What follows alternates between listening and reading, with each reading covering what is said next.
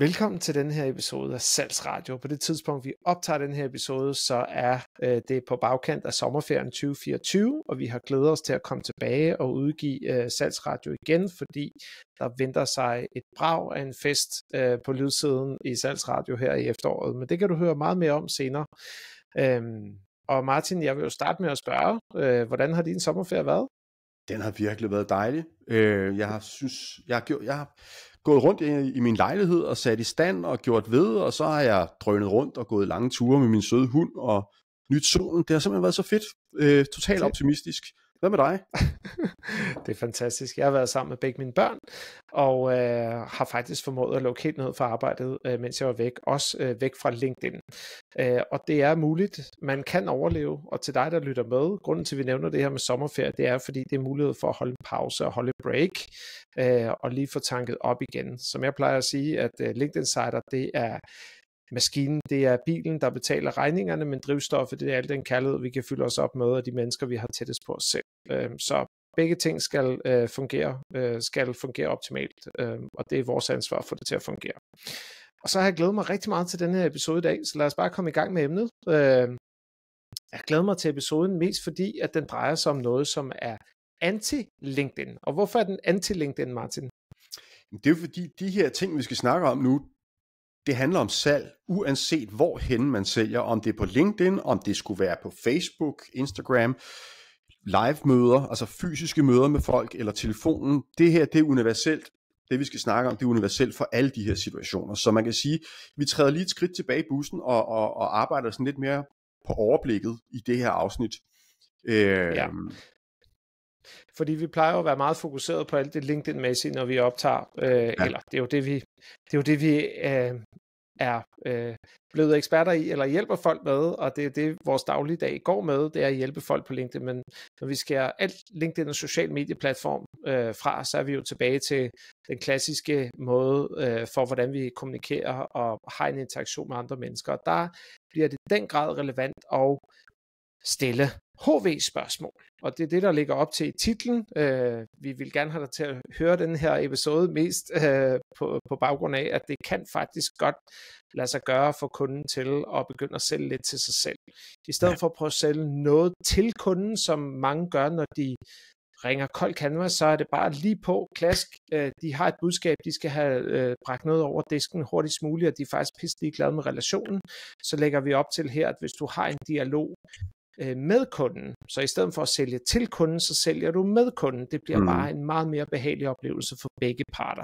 Og hvis man så lige putter LinkedIn ind i den kontekst og ind i den lavkage, så bliver det altså noget nemmere at få de her dialoger op at køre. Og jeg vil gerne afsløre for dig, Martin, vi har jo lavet nogle strategiske ændringer af vores forretning, som har resulteret i, at jeg skulle tilbage på telefonen, og det har altså været en oplevelse uden lige for mig at komme tilbage på telefonen og se, hvor nemt det er for mig at få dialoger i gang på baggrund af, at vi kender hinanden fra LinkedIn. Så LinkedIn er ikke helt irrelevant på det her punkt. Det er det nej, så lad os endelig tage listen. Vil du ramse op, hvad den hedder? Jeg tror, vi har 8 eller 9 af slagsen. Ja, selvfølgelig. Jamen, vores liste er HV-spørgsmål eller HV-ord, fordi det er jo bare nogle ord, man kan bruge til at skabe spørgsmål ud fra. Vi starter med hvilken, så er det hvilke, så er det hvem, hvor, hvordan, hvad, hvorfor, hvornår og hvis.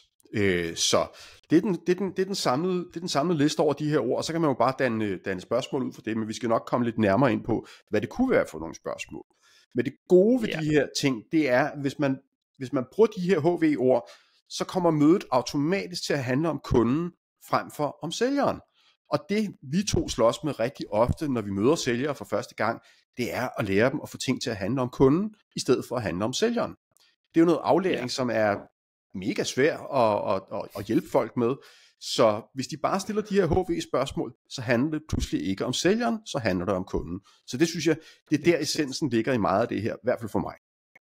Ja, men det er det også for mig, og det har det været for rigtig mange af dem, vi har hjulpet gennem tiden. Det er at få afladt og fjernet ham der majmonster, der bor latent i maven hos sig selv og gerne vil tale om os selv.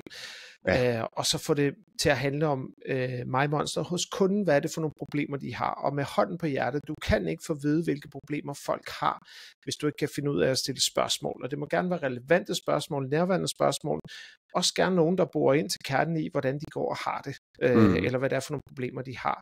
Og det bliver bare en mere givende samtale, fordi jo flere spørgsmål du stiller, jo mere åbner de op, og jo mere tilbøjelige bliver de til at have lyst til at engagere sig med dig, når de nu lægger deres hjerte på bordet. Giver det mening, det jeg siger, Martin? Ja, det gør det. Jeg tænker, der er jo, nu skal vi selvfølgelig i gang med spørgsmålene, men kan du allerede nu sige, er der en øvre grænse for, hvor mange HV-spørgsmål man skal stille, før at folk tænker, jeg kunne forestille mig, at der var nogen, der tænker, nu må du fandme stoppe, kammerat. Har du selv en øvre, når du sidder og ringer, en øvre eller en top, hvor mange HV-spørgsmål du stiller? Ja, du skal lige vide, at det der altid er problematisk, fordi der er selvfølgelig nogle problemer med det her, fordi HV-spørgsmål kan jo opstå i forskellige situationer. Det kan være til et netværksmøde, det kan være i hjemmet, hvor det ikke drejer sig om salg overhovedet. Men når det er på en telefon, så kan du ikke se vedkommende. Du kan ikke fornemme vedkommende med kropssprog og alle de her ting. Der er så mange ting, som er lost, når du sidder på en telefon. Og vi har jo sådan nogle receptorer i vores menneskekrop. Og receptorer. Hele kroppen har x antal millioner receptorer, og nu må jeg vil ikke citere os, det kan være, jeg faktisk citerer det her, men jeg kan huske, at jeg læste en bog for noget tid siden, der hedder Atomic Habits af James Clear. Han talte om, at vi har 11 millioner receptorer, og 10 millioner af dem sidder gennem øjnene. Så kan du godt se, at det er jo en kæmpe problemstilling, Martin, når vi nu sidder og snakker med folk. Så det er jeg meget optaget af, når jeg sidder på en telefon, og det er det helt rigtige tidspunkt, vi laver den her episode på, fordi jeg har ringet ud til cirka 12-13 stykker i dag og talt med 5 stykker. Og det, jeg kan huske allermest fra alle dem, der tog telefonen, det er, det allerførste, jeg skal være opmærksom på, selvfølgelig skal jeg smile. Det gør jeg altid. Lige så snart jeg hører ringetonen, så smiler jeg, fordi det kan man høre i den anden ende. Og det næste, jeg skal høre efter, hvor befinder jeg mig henne? Hvad er det for et toneleje, de ligger på? Hvad er det for en stemme, de bruger? Hvad er det for nogle omstændigheder, de begår sig i? Hvordan er deres holdning? Jeg ved ikke, om du kan forstå, hvad jeg mener her, men jeg leder hele tiden efter en eller anden form for holdning. Og jeg har en personlig agenda, der hedder, jeg skal altid få folk til at have det bedre, når de har forladt mig på en telefon, eller i fysisk møde, eller et webtalk, end da jeg fandt dem. Så hvis de kan gå ud af det møde med en forhøjet energi, så er jeg super glad, uanset om det bliver til noget for mig eller ikke. Og en af dem, jeg havde i dag, det var bare sådan, hallo? Du ved, det var næsten lavere end det. Ja, hallo? Og det var bare sådan, shit mand, der skulle jeg altså lige minde mig selv om, okay, det er altså ikke mig, det her sidder hos. Det er jo altid den, du ringer ud til. Du ved ikke, hvor de er i deres liv, eller hvad der er sket, før du ringede, og du ved ikke, hvad de sidder med lige når du ringer, fordi du forstyrrer altid, når du ringer. Det er jeg også meget bevidst om, så derfor siger jeg ikke, forstyrrer jeg. Men så siger jeg lynhurtigt med smil på læben, hej Helene, det er Jakob fra LinkedIn Insider. Jeg ringer til dig, fordi du har deltaget i en af vores pep talks i sidste måned. Og så går der lige et par sekunder, fordi igen, hun skal lige spole hjernen tilbage, og så lige pludselig så grinte hun bare, så sagde hun, nu skal du høre, Jakob, det er fordi, at jeg har modtaget XYZ antal kald af nogen, der prøver at sælge mig noget, eller automatiske telefonsvar, der repræsenterer Danmarks politi, eller hvad det nu er. Altså, så du ved aldrig, hvor du rammer. Så jeg får svar på de spørgsmål. Det bliver et meget langt svar, Martin, men jeg lytter altid frem til, hvor meget taletid kan jeg få her? Hvad er det for en omstændighed, jeg rammer ind i? Og jeg spørger aldrig om mere end 3-5 minutter, og det starter med at sige, så får jeg den accept. Problemet i anførselstegn, det er jo, at de bliver ved med at snakke. Og så siger jeg til dem, når der måske er gået 10 minutter, så siger jeg, nå Stine, altså vi har brugt lidt mere end de 5 minutter, jeg bad om. Ja, men det er fint, du ved. Og så fortsætter hun bare. Altså, det er jo godt. Så Ja, men det er godt, og det er det, der sker, når du stiller HV-spørgsmål. Det er derfor, HV-spørgsmål er så sindssygt vigtige, Martin. Ja. Og hvis der bare var flere kold canvas-sælgere, der forstod vigtigheden af HV-spørgsmål, så ville det bare være en meget bedre verden at leve i, rent salgsmæssigt, fordi du og jeg har jo en ambition om, at flere skal lære at sælge på den rigtige måde. Alle har ret til at lære at sælge på den rigtige måde. Ja. Det foregår altså ved at have respekt for, at det er mennesker, du taler med. Det er ikke robotter, eller holder til en tegnbog, eller holder til en tegnbog, ikke? Jo. Så vi har med rigtige mennesker at gøre, der har de samme problemer, de samme udfordringer som os andre. Det giver god mening. Har jeg svaret på spørgsmålet? Det var i hvert fald et langt svar. Det var et spændende svar. Om du har svaret, det kan Nej, det jeg spurgte til, det var, om du har en øvre grænse for, hvor mange spørgsmål du stiller, når du arbejder på den måde. Der er ikke et entydigt svar på det. Altså, du mærker efter. Nogle gange, jeg mærker efter. Nogle samtaler, de kan vare op til 35 minutter, og jeg har fået lov til at lave deep dive, fordi de selv har lyst til at komme ud med det. Andre gange, så siger de, Jakob, du har 5 minutter, så du skal være skarp. Ikke? Så mit svar afhænger også efter, hvad det er for en situation, jeg kommer ind. Men der findes ikke en øvre grænse for det. Det, der findes til gengæld, det er masser af problemer. Fordi der er nogle problemstillinger repræsenteret i det her også. Det er problemet med at stille spørgsmål, som du og jeg træner folk i at gøre, eller når jeg selv gør det, det er jo, at du viser en udsøgt størrelse nysgerrighed. Altså man bliver jo nysgerrig. Det fede ved at stille HV-spørgsmål, det er, at du viser automatisk en nysgerrighed. Du får det til at dreje sig om kunden. Præcis. Og udover de problemer, jeg nævnte med før, altså hvad er det for en situation, jeg havner i? Jeg skal jo lytte mig frem til, hvor er det, jeg havner henne? Jamen, en af de største udfordringer, jeg ofte oplever, det er, at det her med at skabe noget tålmodighed og ro, det kan altså være en kæmpe udfordring, fordi vi lever i sådan en stresset verden hele tiden, hvor vi ikke når halvdelen af det, vi skal nå, ikke? Og så når der lige pludselig ringer nogen og stiller nogle relevante spørgsmål i et roligt tempo og smiler på telefonen samtidig, så er det fuldstændig disconnect fra, hvad de plejer at få af opkald. Ikke? Hej, det er Sælgehelge på Brede Fælge her. Må jeg lige have lov til at forstyrre dig i 3 minutter, fordi jeg har noget, du skal købe, inden vi lægger på. Præcis, altså, det er det, folk forventer. Altså, når telefonen ringer, og det ikke er en kunde, så er det ham der, den pivirriterende Sælgehelge på Brede Fælge, som får det hele til at handle om sig selv. Og det er jo derfor, vi laver det her afsnit, det er for at vende dialogen om, så det ikke handler om ham, så det ikke handler om sælgeren. Det er der alt for mange sælgere, der får ting til at handle om sig selv. Ikke? Og jeg ved også, altså jeg er jo opvokset i et firma, mine forældre havde et firma, så der i 80'erne, der havde jeg jo glæde af at sidde og kigge på, hvad det var for nogle sælgere, der gik ind ad døren til min far. Ikke? Det var ham, der var bossen. Og det var simpelthen bare en parade af idioter, undskyld mig, og dårlige tricks. Noget af det, de gjorde, det var hele tiden at sige hans navn. Og han var bare sådan, okay, hvis du siger mit navn en gang mere, så slår jeg dig ihjel. Ikke? Ved du, hvad de så gjorde? Hvad så? Så lagde de armen om ham. Han havde aldrig mødt den. Lagde armen om ham og sagde, ej, nu skal du høre, Michael. Ved du hvad, Michael? Jeg har noget til dig i dag, Michael. Og når de lagde armen omkring ham, så det var den nemmeste måde at blive sparket meget hurtigt ud af forretningen. Men de evnede bare løs om deres kopimaskiner og alt, hvad de kunne, og han var jo bare rødglødende. Så jeg har opdraget med de her sælgehelger, og jeg har set, hvordan mine forældre reagerede på dem, når de dukkede op i butikken. Ikke? Ja, hvor er det vildt. Det er vildt, at der er nogen, der tør at opføre sig på den måde. Altså, det var i 80'erne. Det var i 80'erne. Det var deres undskyldning. Ja. Jeg kan ikke rigtig se, hvad undskyldningen er i dag. Men skal vi tilbage til HV-spørgsmålene? Det skal vi. Vi har også taget nogle eksempler med, som er relevant at tale om. Altså vi vil også gerne komme med nogle eksempler, og så har jeg også en bonusinfo til sidst til dig, der lytter med, som synes, at det er spændende at tale om de her HV-spørgsmål i salgssammenhæng. Men lad os lige, inden vi tager nogle eksempler, så kunne vi måske tage nogle nej, ved du hvad, lad os bare tage eksemplerne. Martin, du har skrevet nogle eksempler op. Jeg blev lige uenig med mig selv. Det beklager, kære lytter. Vi kan lige tage et par eksempler. Du havde 3 med. Måske du skal læse den første op. Ja, det kan jeg godt. Det er sådan set, de 3, det er sådan set variationer over det samme tema. Men den første, et salgsspørgsmål, jeg har brugt så mange gange, så jeg simpelthen ikke kan tælle det er, hvis du havde frit valg på alle hylder, hvad vil du så vælge? Hvad vil du så købe? Og det næste, som minder meget om, det er, hvis der ikke fandtes begrænsninger, hvad vil du så gøre? Og den sidste, hvis tid og penge ikke var et problem, hvad vil du så gøre? Og Jakob, hvorfor tror du, jeg stiller spørgsmålene sådan her? Hvad er min pointe med at stille de her spørgsmål? Jamen det er, altså når du stiller spørgsmålene på den måde, så skaber du lige pludselig en situation, hvor forestillingsevnerne hos kunden og fantasien hos kunden løber løbsk. Jeps. Og fordelen ved at få fantasien til at løbe løbsk, det er lige pludselig, nu sælger du ikke til kunden længere, nu sælger du med kunden. Så begynder du lige pludselig at have en dialog, og de er selv med til at foreslå løsninger. De er selv med til at komme retur og spare med dig på det, du siger. Og som titlen i den her episode lægger op til, så handler det om, at du skal finde ud af, hvordan kan du komme til det punkt, hvor kunden begynder at sælge til sig selv. Ikke?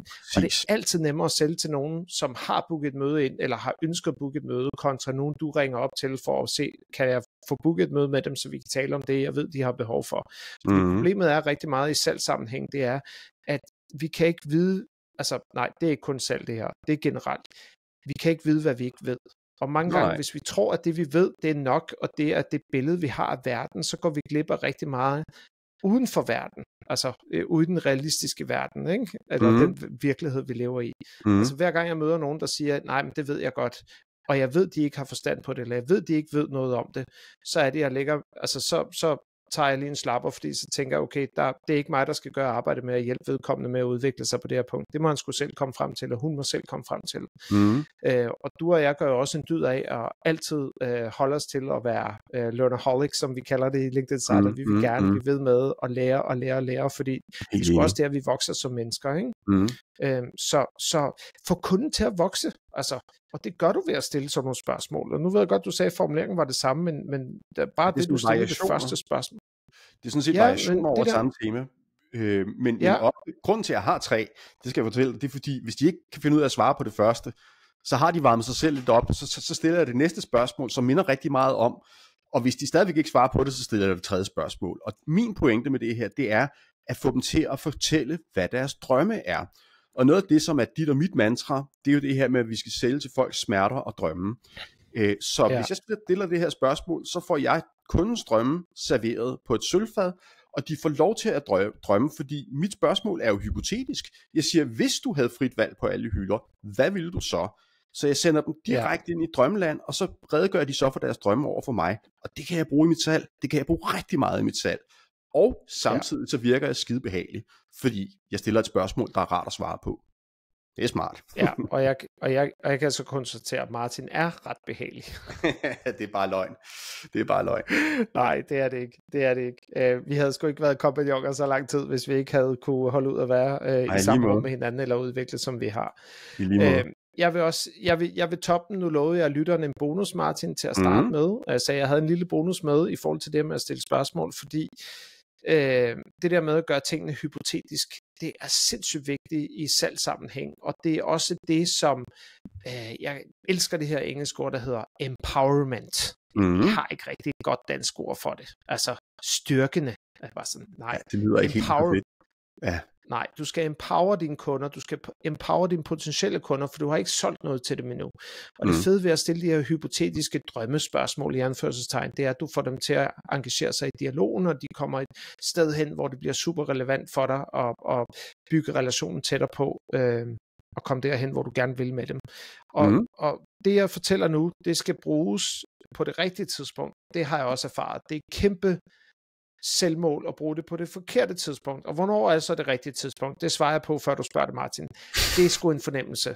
Det er sgu, når kunden har sendt de diverse købsignaler på baggrund af et tilbud, der er sendt. Og det er vigtige detaljer. Du skal ikke bruge det her spørgsmål, medmindre du har fremsendt et tilbud, eller et oplæg, eller en løsningsbeskrivelse, hvor der står en pris i, og hvor der er beskrevet, hvad projektet går ud på. Og spørgsmålet, som jeg bruger, og jeg bruger det ofte, det er i one-to-one dialog, jeg bruger det aldrig på skrift, jeg bruger det i mine en-til-en dialoger, fordi det er et af de tætteste spørgsmål, man kan komme på, eller få svar på hos en kunde. Og nu har jeg virkelig bygget det op. Ja, det må man sige, og formuleringen går sådan her. Hvis vi skal i gang, hvornår skal vi så i gang? Yes. Hvis gør det hypotetisk, hvornår gør det tidsbestemt. Ja. Og ved du hvad? Jeg har siddet i salgssammenhænge, også med kunder, vi ikke har fået, af alle mulige forskellige politiske regler internt i virksomheden, men jeg har sgu også fået kunder, Martin, som signede dagen efter, vi gik ud og mødte lokalet. Fordi svaret, de kommer med, det er hypotetisk. Nogle, de har sagt til mig, det skulle vi have gjort i sidste måned. Andre siger, det er først relevant i Q3 næste år.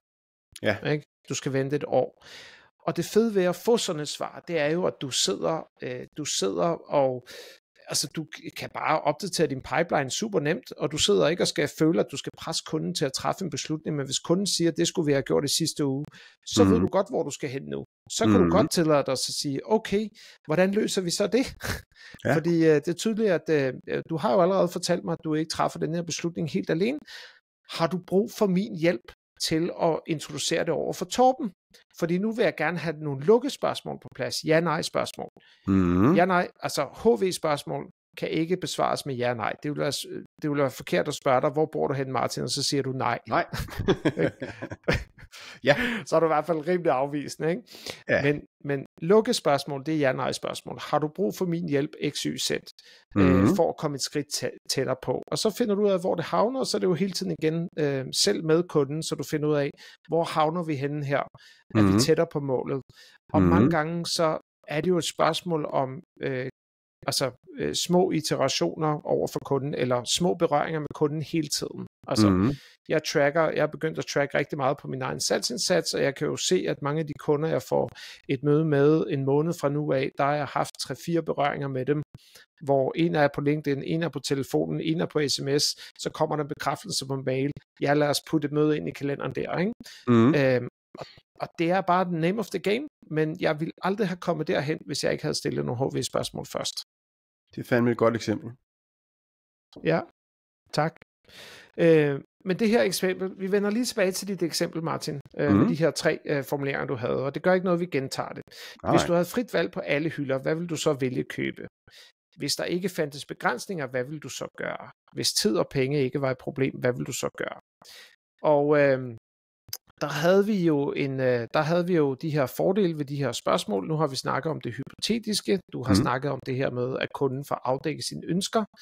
Men det her med den heftige stimulering, kan du ikke sætte nogle flere ord på det? Fordi det var det tredje punkt. Ja, man kan sige, i vores firma, vi har en masse forskellige koncepter, og en af vores koncepter, det er ham, vi kalder mig-monsteret. Og grunden til, at vi har opfundet et mig-monster, det er for at gøre det nemt for folk at forstå, at de skal pleje kundens mig-monster, ikke deres eget. Og vi kan sige det 100 gange, og når vi så sætter en øvelse i gang, så starter folk med at pleje deres eget mig-monster. Så det er virkelig svært at lære, åbenbart. Men det her med de her 3 spørgsmål med, hvis du havde frit valg på alle hylder, und so weiter, de er en kæmpe stimulering af kundens mig-monster. Så kunden vil typisk føle, at de har mødt en person, der virkelig var interesseret i dem, som virkelig lyttede til dem, som virkelig prøvede at forstå dem. Og sjovt nok, personer, der har de karakteristika, som jeg lige gav nu, det er sådan nogle, man godt kan lide. Og man kan sige, starten af et salg, altså de 3 ting, der skal være på plads, før folk gider at købe noget. De skal kende en, de skal kunne lide en, og så skal de have tillid til en. Så det her, det handler i højeste grad også om, at de begynder at kunne lide en, fordi man viser enormt meget interesse for dem og deres verden med de her spørgsmål. Så der ligger bare mange forskellige typer guf i at stille de spørgsmål. Var det svar, du ledte efter? Det var det. 100%. Vi er kommet rimelig godt omkring lige præcis det her med HV-spørgsmål. Jeg er i hvert fald super tilfreds. Vi har kommet ud med det primære budskab omkring HV-spørgsmål, så vi skal ikke trække den længere end højst nødvendigt. Der er bare lige et par enkelte ting, jeg vil sige ved at bruge HV-spørgsmål i ens opsøgende salg. Fordi der kan godt være lidt problemer med at være så nysgerrig på kunderne, og det her, det er altså baseret på min egen erfaring ved at være så meget på telefonen gennem de sidste 10 år, især LinkedIn Insider, fordi her har jeg kæmpestort hvorfor jeg skal gøre det. Det havde jeg ikke, da jeg var ansat, men her der drejer det sig om min egen overlevelse og min egen lyst til at være der. Præcis. Det jeg har erfaret, det er, udover det her med tålmodighed og ro, kan være en udfordring, så kan du heller ikke altid forvente at få svar på alt det, du spørger om, grundet interne ting. Det kan være politikker, eller de har simpelthen ikke et klogt svar at give dig, og det er sjældent, at folk har lyst til at være sårbare på en telefon, så derfor er det nemmere at måske ikke give det rigtige svar lige nu og her. Men der har jeg også fundet ud af, at der er en teknik, der virker rimelig godt. Så hvis nogen siger noget til mig, for eksempel Martin, hvis nogen siger, men det har vi sgu ikke råd til lige nu, Jakob, så vi bliver nødt til at vente et halvt år. Okay. Trine, udover at I ikke har råd til det lige nu, hvad er det så for nogle andre ting, der gemmer sig? Den er god. og det gør jo bare, at så begynder de at tænke over det, der egentlig er årsagen. Og så får de det sagt på en tryg måde, fordi nu har de gjort sig kendt over for mig, at de ikke har råd til det lige nu, men der er også noget andet, de lige får op. Og så kan det være, at Trine hun siger noget i retning af, ja, men det er sgu også, fordi vi er i gang med en kæmpe stor medarbejderudskiftning, og vi ved ikke helt, hvor vi havner med vores investorer. Så er det bare 1000 tak. Nu ved jeg, hvorfor jeg ikke skal kontakte dig før om et halvt år igen. Og du eller ved, i hvert fald prøve at sætte noget igen. Du ved, det ikke er dig, der er en idiot eller en tosse. Det er simpelthen bare, fordi de har et eller andet, der skal ske over hos dem, før de kan snakke videre. Så du har stadigvæk været en god sælger. De har bare en virkelighed, de skal forholde sig til. Præcis. Og den virkelighed, den skal vi respektere. Jeg kan pisse godt lide det du nævner, det der med, at du prøver at skabe tryghed for kunden i salget. Det synes jeg, hvis du kan sige noget mere om det kunne virkelig være interessant, fordi jeg tror virkelig, du har fat i noget der. Jamen, det er jeg glad for, at du spørger om. Så bliver vi hængende lidt længere. Undskyld, lytter. Men jeg forbinder kold canvas-sælger med en stor mængde irritation for rigtig mange af dem, der får opkald på den måde. Jeg forbinder det også med, at folk føler sig utrygge generelt, når de får et opkald fra nogen, de ikke kender. Så jeg prøver at udvise en eller anden form for respekt over for den utryghed, og noget af det, jeg i hvert fald kan mærke i opkald, især når det er nogen, jeg ringer til 8 måneder efter, de har deltaget i en af vores pep talk, de kan jo knap nok huske, at de var med, men jeg får dem lige talt varme, så de første 1,5-2 minutter kan godt være en utryg periode for begge parter. Okay. Og hvis jeg kan mærke, at det bliver overvældende for mig, så er jeg sgu ærlig at sige det. Prøv at høre, Peter. Du er den første, jeg ringer til i dag, så jeg skal lige varme mit stemmebånd op. Jeg er ked af, hvis jeg virker lidt vævende i min formulering. Altså, så er det næsten som om, han griner, ikke? Eller andre gange kan jeg finde på at sige, ved du hvad, jeg har virkelig haft en lortemorgen. Jeg er sikker på, at du kan relatere, og så siger han, ja, nu skal du høre, hvad der skete for mig, ikke? Og så er vi i gang. Så det er det der med at få brudt muren ned så hurtigt som muligt. Det kan sgu godt være svært for folk. Og det er problemet ved at være menneske til menneske på en telefon, hvor vi ikke kan se hinanden. Vi kan ikke fornemme hinanden med kropssproget, kropssproget taler jo mere end 50% af vores kommunikation, og den har du altså bare ikke på en telefon. Så det er et af de store problemer, jeg oplever. Så vær omhyggelig og brug noget tankevirksomhed på at tænke på, at der er utryghed i begge ender, og så i talesæt det, hvis det er nødvendigt, fordi det kan du altså slippe afsted med rigtig mange gange. Fedt. Yes. Og så tager det bare, altså den sidste punkt her, hvis du vil sælge på den her måde, og bruge HV-spørgsmål i dialogen på en telefon især, hvis det er det, du bruger den til, så kommer det bare til at tage lang tid. Altså det kræver tålmodighed af dig, men det er prisen for at ikke være sælgehelge på brede fælge. Som bare ringer ud og er totalt apatisk og har et eller andet script, de skal fyre af og prøve at fyre noget ned i halsen på dig så hurtigt som muligt, og i håbet om, at du har lyst til at købe med dem. Altså jeg er stoppet med at lægge på selv. Der var en gang, hvor jeg gjorde det, men jeg har respekt for mit eget fag, så jeg prøver ikke. Jeg opfører mig altid pænt, når de ringer til mig, fordi jeg vil gerne have dem ud af røret hurtigst muligt. Nogle gange så udnytter jeg situationen, så stiller jeg nogle HV-spørgsmål til dem for at finde ud af, hvem er der chef, hvordan bruger de LinkedIn, har de overhovedet fokus på, at der er alternative metoder til kold canvas. Så bliver det vendt om, og det har jeg da haft succes med nogle gange. Det har du også været vidne til, Martin. Jamen, det er super godt tænkt. I stedet for at tage opkaldet som en irritation, så tager du det som en mulighed. Og den her stakkels sælger, der er blevet sat i gang med et script, når du begynder at spørge ind til deres virksomhed, så sidder de jo bare, det havde de sgu ikke lige regnet med. Og nogle gange så afslører de jo også, at de sidder i callcenter og ringer ud for en virksomhed, men når jeg får fat i dem, der faktisk er ansat i virksomheden, googler vedkommendes navn og virksomheden, finder ud af, at de har en profil på LinkedIn, så går jeg bare i kødet på dem. Ikke på sælgeheldig måde, men på at finde ud af, hvem skal jeg tale med, hvem skal jeg connecte med. Så jeg skulle ikke bleg for at ringe dem op for at høre, hey, skulle vi to ikke tale sammen? Du har nogle sælgere, der sidder og ringer kold canvas. Lad os lige sammenligne den adfærd med det, du ikke ved noget om, og så lad os se, hvad der gemmer sig af potentiale, ikke? Jeg synes, det er en super spændende og fed og rigtig måde at sælge på. Altså vi tør godt at sige, at det her det er den fedeste, rigtigste måde at sælge på, fordi vi havde jo ikke internettet for 25 år siden. Altså internettet har gjort det i den grad nemmere at sælge til mennesker, men det er som om, at vi har berøringsangst. Altså, det er som om, at der er nogen, der ikke ved, at nettet findes. De tror kun, telefonen findes, og så bliver det et meget slankt og tyndt salg, man har gang i, fordi det er godt nok svært at bygge en relation til folk, man ikke har nogen som helst relation til, bare på telefonen. Så det er noget af en udfordring. Det er en kæmpe udfordring, ja. Fedt, Martin. Jeg tænker, vi er kommet til vejs ende nu. Vil du ikke sige det? Jo. Jeg tænker, lytteren har fundet ud af det, og nu er vi startet op på en ny sæson. Lytter du til den her episode på et helt andet tidspunkt, så endnu en gang velkommen til, og tak for, at du lyttede med. Der er en mailbox, der er altid åben, ligegyldigt hvilket tidspunkt på året det er. Det kan godt være, at vi ikke svarer juleaften, men mailadressen det er podcast@linkedinsider.dk. Har du nogle spørgsmål, eller noget, du gerne vil dele med os, nogle succesoplevelser, noget, du har fået ud af at lytte til den her podcast, for vi ved, at der er flere og flere, der lytter til den, så skriv for helvede til os. Det er din damn pligt at skrive til os, hvis du får noget ud af det, som skaber en værdi i din hverdag. Og who knows, måske får vi lyst til at invitere dig ind i vores podcast, eller endnu bedre, nej, det er ikke endnu bedre, det er det bedste, men omtal dig i det mindste, eller komme med nogle succeshistorier, fordi vi får dem hele tiden, men ikke rigtigt på, du ved, vi ved ikke, når det sker. Altså, for eksempel i dag, Martin, der havde jeg salgsopkald, så var der en, der havde lyttet til vores pep talk i januar, og på det her tidspunkt, da det er august, så fortæller han mig, at han har brugt 2 teknikker fra pep talken, der tog mig mindre end 5 minutter at forklare. Det havde givet ham 4 nye kunder til en omsætning på 500.000 per kunde. Det er bare for at sige, jeg gad godt, at han lige havde ringet til mig, altså, og sagt 1000 tak. Men det er ikke fordi, han er jo ikke et dumt svin, fordi han ikke ringer og siger 1000 tak. Vi har bare så travlt, så det er ikke altid, vi tænker over det. Så hvis du kan stoppe op og fortælle os, hvad du får ud af at lytte med her, så brug vores mailadresse podcast@linkedinsider.dk. Ja, jeg tror eller også, det var det, vi vil sige. Men ja, eller med et spørgsmål. Men der er også et alternativ til, hvad folk kan gøre. Nu har vi jo planlagt efteråret her i 2024, Martin. Så hvis de ikke gider at skrive en mail, eller ikke har lyst til at skrive en mail, fordi der ikke er noget at skrive om, hvad kan de så alternativt gøre på vores hjemmeside?